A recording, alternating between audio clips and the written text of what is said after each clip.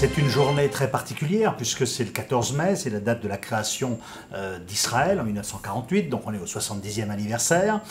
C'est la journée aussi, vous l'avez rappelé, où l'ambassade américaine est transférée à Jérusalem, tout cela dans un climat de ferveur à la fois nationale en Israël et de ferveur pro-américaine. Et le contraste est saisissant parce qu'à Gaza, eh bien, c'est un climat de tension très vive.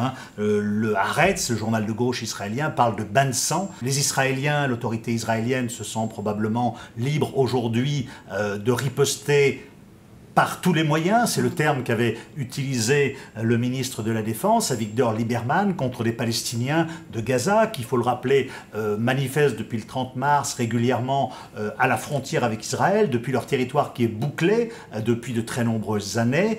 Et donc, eh bien, aujourd'hui, il y a eu un usage de la force visiblement disproportionné par rapport aux menaces que constituaient pour l'armée israélienne les Palestiniens, même si il y a probablement une instrumentalisation de la part du Hamas qui gère la bande de Gaza et qui envoie un certain nombre de gens pour justement protester.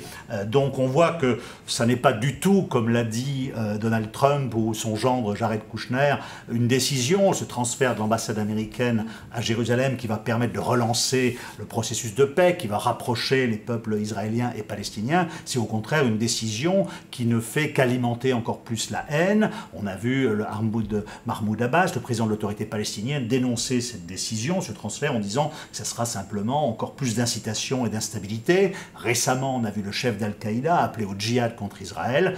Donc on est dans cette polarisation extrêmement forte et dans cette volonté américaine de s'afficher clairement aux côtés de son allié israélien, quel que soit, je dirais, quels qu'en soient les risques. Et ces risques, aujourd'hui, on voit qu'ils sont quand même très importants, puisque encore une fois, on est à plus de 40 morts dans cette journée qui est la plus meurtrière, vous le disiez, depuis 2014. Jusqu'où ça peut aller, Georges, cet embrasement? Probablement pas très loin, parce que effectivement la France a appelé Israël à la retenue et au discernement, ce qui est quand même ça n'est pas une condamnation.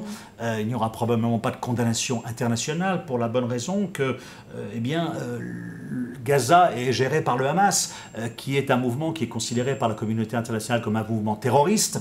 L'autorité palestinienne, elle, à Ramallah, en Cisjordanie, évidemment, Mahmoud Abbas, son chef, est obligé de condamner, mais il est aussi en compétition, en rivalité très forte avec le Hamas. Il y a depuis quelques mois un processus de réconciliation entre les deux pôles palestiniens, mais qui n'avance pas. Donc ça ne va pas déboucher sur ni une avancée, ni une reculade forcément spectaculaire. Simplement, ça va alimenter encore un peu plus la haine et ce sentiment à Gaza que, eh bien, effectivement, il y a 2 millions de personnes qui sont bloquées chez elles depuis de très nombreuses années. Voilà, donc c'est une journée, et ce sont des affrontements qui vont encore accentuer les violences, probablement, pas forcément dans les jours qui viennent, mais régulièrement, les vendredis, on assiste à ces manifestations de Palestiniens qui vont effectivement au-devant des soldats israéliens de l'autre côté de la barrière frontalière, et